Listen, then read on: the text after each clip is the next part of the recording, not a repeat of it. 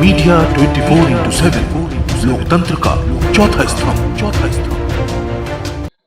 नमस्कार, media 24x7 में आपका स्वागत है। मैं हूं मारूफ रजा।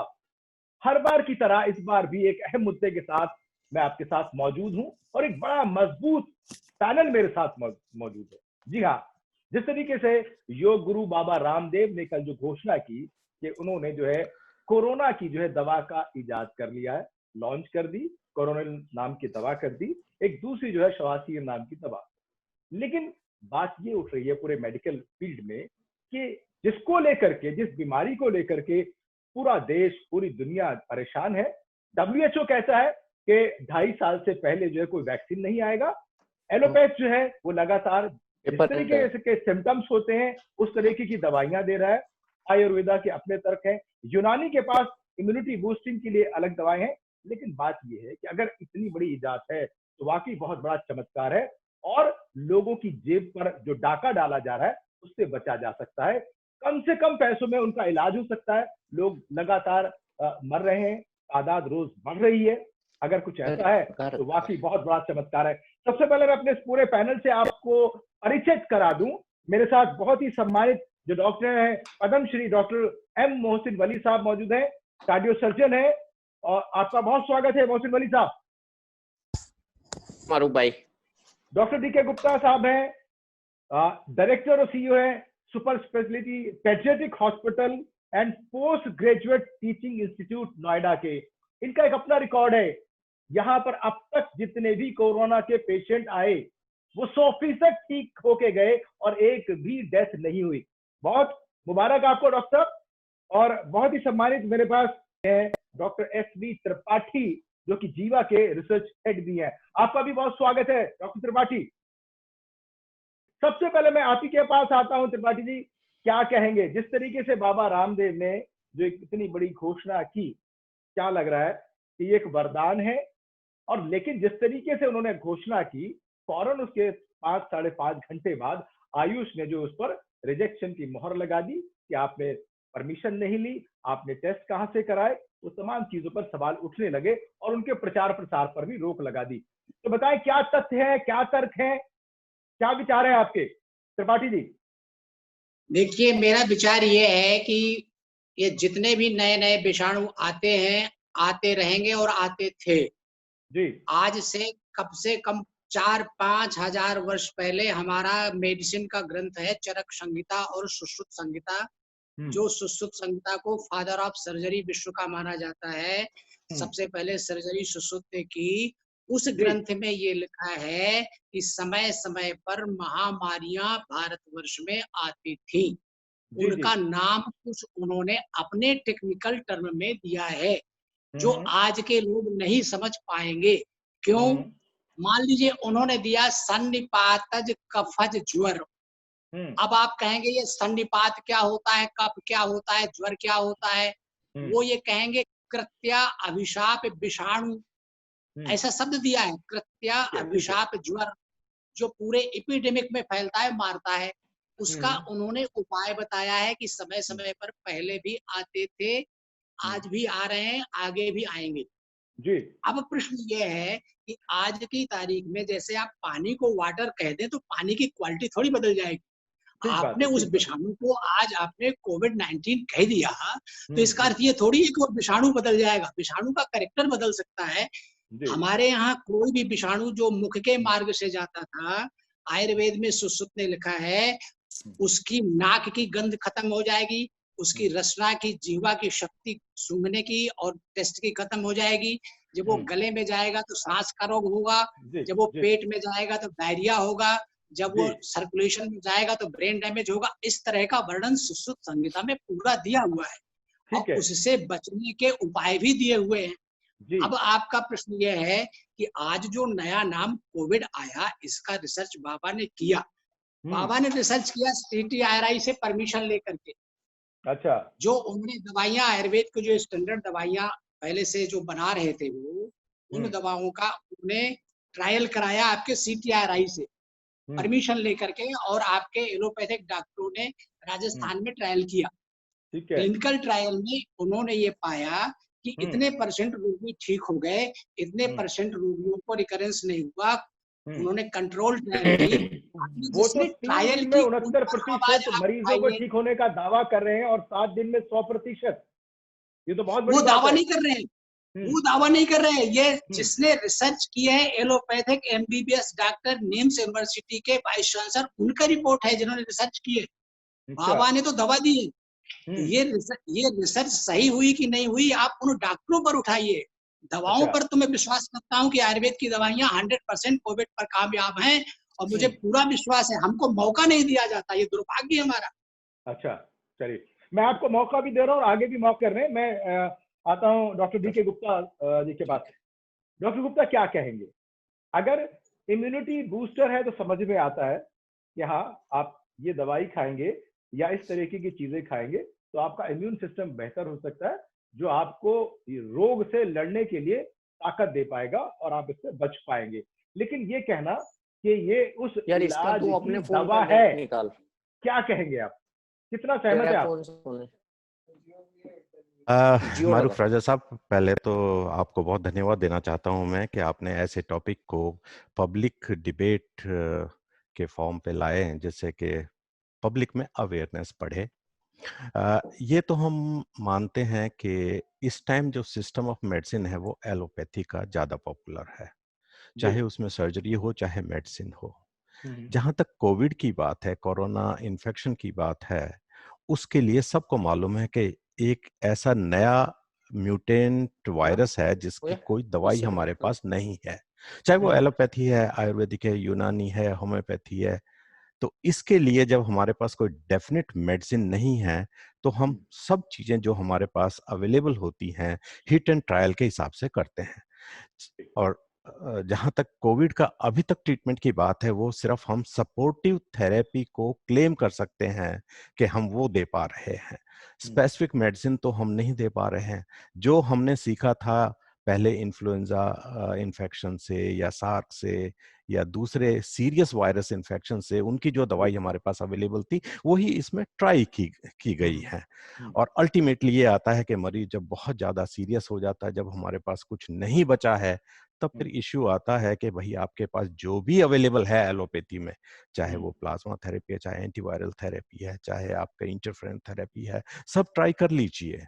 उसके बाद डायलिसिस भी कर लीजिए, वेंटिलेटरी सपोर्ट भी दे दीजिए, ऑक्सीजन भी दे दीजिए, सब कुछ दे दीजिए। सो that is what the treatment today is. लेकिन एट द सेम टाइम, जैसे हमारे प्रधानमंत्री जी ने कुछ टाइम पहले कहा था कि आप इम्यूनिटी ये बूस्टर कहाँ के में लिए लगेगा? भी लीजिए, जिसके लिए आयुष मंत्रालय की कुछ अच्छा। रिकमेंडेशन थी। तो ये एक हमारे देश में एक आम धारणा है कि जो आपके पास अवेलेबल है तो उसका जी। क्यों ना फायदा उठा ये लें। हटा दो इनसे, चाहे आप रिंग हल्दी का दूध लें, दोनों को चाहे कॉल उसमें च्यवनप्राश लें, चाहे उसमें आप गिलोय लें, चाहे अश्वगंधा लें, ये कुछ चीजें, चाहे होम्योपैथी की लें, आर्सेनिक है उसमें, ब्रायना, इस टाइप की जो दवाई है, मतलब एक घर घर के लिए ये नाम हो चुकी। तो इसलिए जब हम कहते हैं कि हमारे पास कोई एलोपैथी में दवाई डेफिनेट नहीं है तो एनीबॉडी कैन ट्राई। लेकिन अगर एक सिस्टमिक तरीके से बाबा रामदेव जी ने अपने इनका कॉम्बिनेशन बना के कहीं पर किया है और उसका रिजल्ट अगर इस तरीके से आया है, तो मेरे ख्याल से उसको ट्राई देने में कोई हार्म नहीं है। लेकिन मैं नहीं कह सकता उस फील्ड में कि उन्होंने जो क्लेम किया है मैं उसको सपोर्ट कर सकूं या डिनाई कर सकूं। So that is the current status as far as मेरा फील्ड जो कंसर्न है। अगर ऐसी चीज हो जाती है और सब मरीज ठीक हो जाते हैं, जिसमें रेंडमाइज्ड कंट्रोल ट्रायल किया है, तो ये एक हमारे देश के लिए बहुत बड़ी अचीवमेंट होगी। और सबसे बड़ी बात यह है कि जो हमारी ओल्ड सिस्टम ऑफ मेडिसिन है उसके लिए एक बहुत बड़ा बूस्ट मिलेगा। लेकिन ये भी आपको मालूम है कि अगर 100 मरीज हैं कोरोना के, तो उसमें से 80-90 तो ऑटोमेटिकली ठीक होते हैं। 10% जो होते हैं वो सब्सिक्वेंट थेरेपी को उसमें जरूरत पड़ती है, सपोर्टिव थेरेपी की हुई या उसमें और एडवांस ट्रीटमेंट की जरूरत पड़ती है। सो क्वेश्चन ये है कि अगर आयुर्वेदिक में हम ये क्लेम करें कि हमारे पास 100% ट्रीटमेंट है, चाहे वो होम्योपैथी, आयुर्वेद या दूसरा सिस्टम है, उसकी इंपॉर्टेंस तब बनती है जब आप ये 10% में एक अच्छा रिजल्ट हमें दे पाए, जिसमें असल बात वो है कि पेशेंट नतीजे निकलने चाहिए, नतीजे बेहतर होंगे तो जाहिर सी बात है कोई भी थेरेपी हो उससे अगर फायदा हो रहा है मरीजों को तो वो हम अपनाना तो चाहिए। अप्रिशिएट करेंगे उसको, जी जी जी बहुत अपने हिंदुस्तान के लिए एक अचीवमेंट कहेंगे। वली साहब जी, मैं सवाल आ ये रहा है हूँ, उस पे हमारी। आ रहा हूँ हाँ साहब, आ रहा हूँ। जी जी ये जीवाणु विषाणु वाली बात से मैं शुरू कर रहा हूँ ना, ये वायरस का ही पता नहीं है हजरत है क्या, लेकिन हमको सबको ये पता है कि हमारी पुरानी किताबों में बीमारियों के बारे में लिखा है, लेकिन ये तो एक जदीद बीमारी है, इस पे भी सबका इत्तेफाक है, WHO का भी इत्तेफाक है, पूरे वर्ल्ड का इत्तेफाक है। तो उसमें अगर कोई चीज आती है तो हमको बहुत हम्बली उसको पेश करना चाहिए कि भाई ये मेरी दवा है, इसको ट्राई कीजिए। अच्छा, ट्राई कर ली, उसको पब्लिश नहीं हुआ तो पब्लिश नहीं होता, इसमें सब इमरजेंसी में चल रहा है सिस्टम, डेक्सामेथासोन का भी कोई पब्लिकेशन नहीं हुआ था। तो मैंने कल बहुत रिस्पेक्टफुली अपना बयान दिया है फेसबुक पे कि मैं खुद आयुर्वेद का बहुत बड़ा सपोर्टर हूँ, और गिलोय, अश्वगंधा और तुलसी ये बहुत दिनों से हम लोग सब खा रहे हैं, पूरे पूरे मोहल्लों में किलो के हिसाब से लोगों ने खरीद के रख ली है। ठीक है। और जब ये बर्ड फ्लू, स्वाइन फ्लू फैला था तब भी रख लिया। अब जो पॉइंट है वो ये है कि उन पेशेंट्स पे जो नॉर्मली रिकवर नहीं हो रहे हैं, वेंटिलेटर वाले पेशेंट्स हैं, क्या उन पे अगर कोई दवा ट्राई होगी, जैसे रेमडेसिविर ट्राई हुई तो उसके बारे में तो कहा जा सकता है, डेक्सामेथासोन ट्राई हुआ, लेकिन इसकी जो मार्केटिंग नहीं हुई है, ये इसका इतना हो गया है इस सिलसिले से, जो हम सोच रहे हैं कि ये दवा है, क्या है, प्रिवेंटिव है कि क्यूरेटिव है, इससे इतना बड़ा इसका एडवर्टीजमेंट हो गया है, तो कितना बड़ा फायदा हुआ। तो मैंने तो उसकी मुबारकबाद भी दे दी रामदेव जी को रात अपने फेसबुक मैसेज में कि भाई आपको मुबारक हो, बहुत अच्छी दवा लाए। अब ये तो ट्रायल्स के बाद, वक्त के बाद बताया, मिनिस्ट्री की ये ड्यूटी है, पाबंदी नहीं लगाई मिनिस्ट्री ने डिटेल्स मांगी है और उन्होंने भेज दिया, late ministry examine. Ramdev ji की इस वक्त जो शख्सियत है हिंदुस्तान में, उसको कोई चैलेंज नहीं कर सकता आसानी से। तो हम सब लोग डिबेट करते रहेंगे, वो होता रहेगा, लेकिन हमको आयुर्वेद के खिलाफ नहीं बोलना है, ये मेरा प्रिंसिपल है। नहीं, मेरा सवाल ये कि मैं किसी भी ट्रेडिशनल थेरेपी के खिलाफ नहीं हूं और ना चाहता हूं, लेकिन बात ये हो रही है कि ये दवा है या इम्यून सिस्टम को बेटर करने के लिए एक नुस्खा है। देखिए, इम्यून एनहांसर तो है, और इसके लिए WHO की वार्निंग भी आ गई थी बीच में कि किसी भी ऐसी दवा को जो इम्यूनिटी अच्छा करती है उसको आप क्योर मत बताइए। ये तो WHO ने कहा है, मैं नहीं कह रहा हूँ, और मैंने वही अपने बयान में कल भी कोट किया है। और ये बाकी भी कई डॉक्टर्स ने इस पे आपत्ति उठाई है, जितने भी आपत्ति वो उठाते रहेंगे, लेकिन आप मारूफ भाई आपत्ति उठाते रहिए, जो लेना चाहेगा उसको कैसे रोकेंगे, वो आपत्ति उठा के। लोग एक्सेप्ट कर रहे हैं रामदेव की दवाई को, तो उसको हम और आप डिस्कशन करके या पाबंदी लगा के कैसे रोक लेंगे? वो तो ब्लैक में बिकने लगेगी अगर पाबंदी लग जाएगी तो। नहीं, ये पब्लिक है, जब आपने लोगों के दिलों में इतनी जगह बना ली कि आप फूंक भी मार दें तो वो भी जो है कबूल करें। मैं दोबारा त्रिपाठी साहब के पास आना चाहूंगा। यानी हम जिस तरीके से बता रहे हैं कि इम्यूनिटी बूस्टर की बात करें तो हमारे किचन में बहुत सारे ऐसे मसाले हैं, आमतौर की जो सब्जियां जो हम लेते हैं उनमें भी सारा इम्यून बूस्टर की चीजें होती हैं, लेकिन सवाल वही आके रुकता है कि ये दवा के तौर पे कि आप इसको लेंगे, इतनी डोजेज लेंगे, इतने टाइम लेंगे तो आप पूरी तरीके से इससे छुटकारा पा लेंगे। हालांकि डॉक्टर DK गुप्ता साहब के पास कोई ऐसा आयुर्वेदा नहीं है, कोई ऐसा यूनानी नुस्खा नहीं है, लेकिन उसके बावजूद उनके यहाँ जो रिजल्ट है वो 100% है। उस पर भी मैं आऊंगा। क्या कहें त्रिपाठी साहब? देखिए, ऐसा है कि आप गर्म पानी पीजिए, अदरक की चाय पीजिए, हल्दी पीजिए तो भी ये ठीक होता है। धनिया लीजिए, जीरा लीजिए तो भी ये ठीक होता है। हमारे यहाँ एक थ्योरी है 6 रसों की, कि विश्व की समस्त औषधियां 6 रसों से युक्त हैं। 6 रस आते हैं सभी में, और उन 6 रसों में जो कटु तिक्त रस होती हैं औषधियां, जिसमें मरीच भी है, तुलसी भी है, सोंठ भी है, गिलोय भी है, वो समस्त तरह के बीमारियों को जो इन्फेक्शस है, चाहे वायरस हो, चाहे बैक्टीरिया हो, चाहे सीजन हो, उनको ठीक करती है। ऐसी हमारी आयुर्वेद की थ्योरी है। ठीक है। उस थ्योरी में जो तिक्त रस की औषधियां, गिलोय है, तुलसी है, हल्दी है, काली मिर्च है, अदरक है, ये सब हम जब मिला के देखते हैं तो वो वायरस नष्ट होता है। ऐसा प्रूफ तो हम वायरस को कर नहीं सकते, लेकिन जी। सिम्प्टोमेटिक रिलीफ मिलता है, ये बिल्कुल सत्य। डॉक्टर डी के तो गुप्ता, मेरा क्या क्या है, कहना क्या ये जिस है, तरीके के आपके पास रिजल्ट हैं, जिस तरीके की आपके यहाँ जो मरीजों की जो लगातार जो तादाद कम होती जा रही है, लोग ठीक होते हुए जा रहे हैं, क्या ये जो कल अनाउंसमेंट हुई है, क्या इस दवा को, इसके सजेशंस को आप अपने यहाँ इम्प्लीमेंट करेंगे, लोगों को देंगे, या जो आप जिस तरीके पे काम कर रहे हैं उसी तरीके पे करेंगे? नहीं, हम तो जो अपना काम कर रहे हैं, हम अपने हिसाब से काम कर मैं रहे हैं। डॉक्टर डी के गुप्ता से सवाल पूछा मैं। इसमें दो पहलू हैं। मैं आपको पहले तो ये बता देना चाहता हूँ कि हमारा जो ये अस्पताल है यूपी गवर्नमेंट के अंडर, ये एक ऑटोनॉमस बच्चों का पोस्ट ग्रेजुएट टीचिंग इंस्टीट्यूट है, जिससे 18 साल के बच्चों का डिफरेंट, चाहे सर्जिकल, मेडिसिन, कार्डियक कोई भी प्रॉब्लम है उसके लिए है। लेकिन कोविड के टाइम पे हमने इसको कंप्लीटली कोविड हॉस्पिटल चेंज कर दिया गया है, जैसे गवर्नमेंट ने प्लान किया।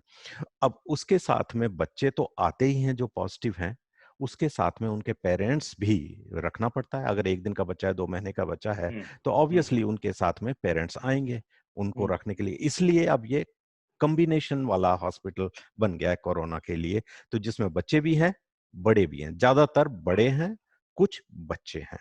अब बात ये आती है कि क्योंकि बच्चों के लिए जो स्पेशलिस्ट डॉक्टर होने चाहिए एडवांस ट्रीटमेंट के साथ में, स्पेशली विद कोमॉर्बिड कंडीशन के साथ में, diabetes, hypertension, obesity, renal diseases, cardiac disease, उसके लिए हमारे इस अस्पताल में क्योंकि स्पेशलिस्ट नहीं है, ये बच्चों का अस्पताल है, तो उसमें क्या है कि जो एडवांस डिजीज पे पहुंच जाते हैं उनको, जिसको लेवल 3 कह सकते हैं, तो उस टाइप के मरीज हमारे अस्पताल में नहीं आते हैं। इसलिए मैं ये कहना चाह रहा हूं कि जो लेवल 1 और 2 के पेशेंट्स है, चाहे वो बच्चे हैं, बच्चे तो चाहे हमारे L3 L4 किसी लेवल पे भी आ जाए, उसके लिए सारी फैसिलिटी है, लेकिन एडल्ट्स के लिए हमारे पास L3 लेवल की फैसिलिटी पीडियाट्रिक इंस्टीट्यूट होते हुए उसमें नहीं हम क्लेम करते, from legal point of view and from many angles. तो इसलिए जो पेशेंट्स हमारे इंस्टीट्यूट में आए हैं, बच्चे भी, बड़े भी, फॉर्चुनेटली सब ठीक होके गए हैं।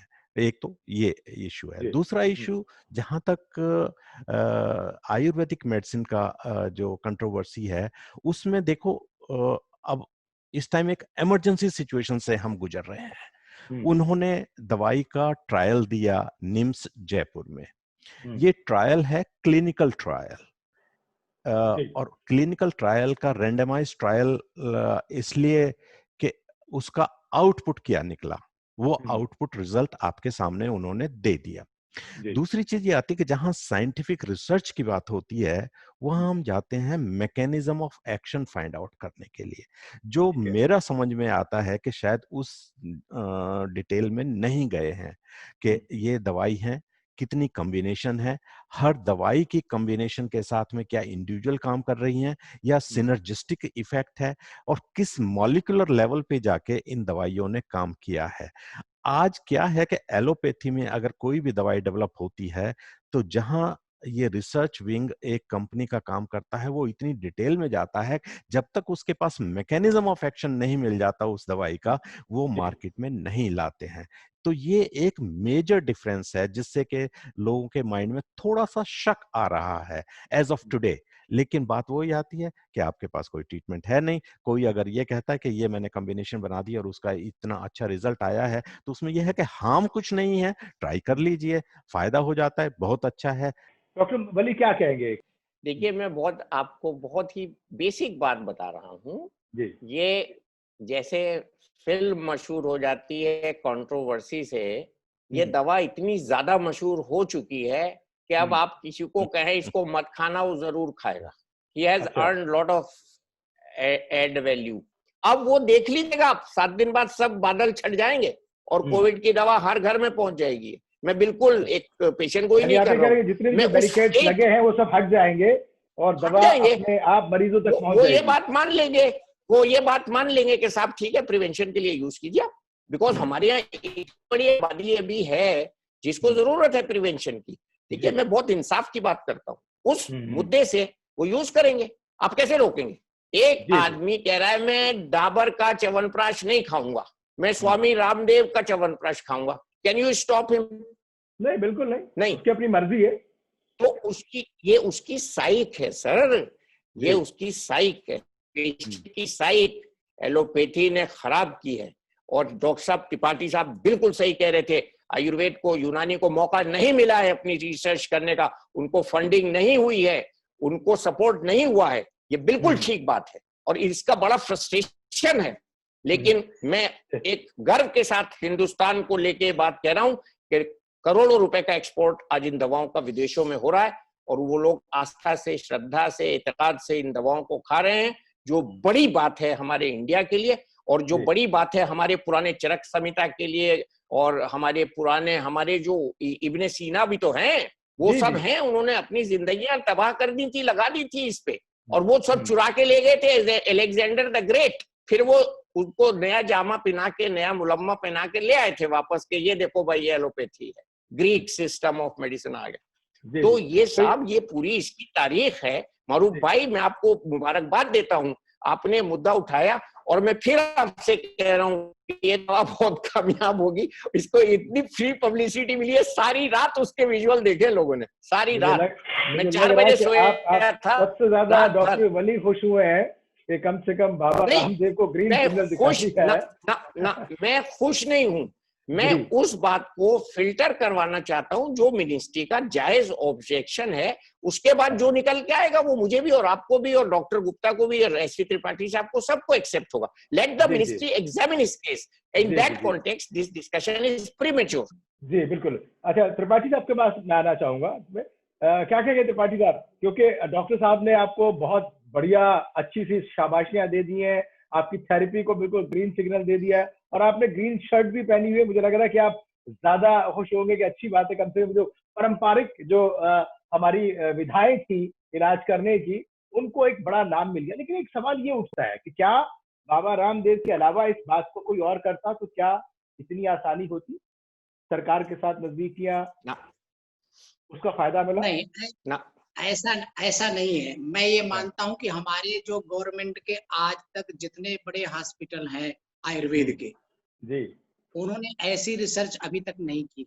मैं भी बनारस यूनिवर्सिटी का प्रोडक्ट हूँ, वहाँ का एमडी हूँ, पीएचडी हूँ। जो चाहिए आज की तारीख में गवर्नमेंट से सपोर्ट आयुर्वेद को नहीं मिला, आज तक नहीं मिला।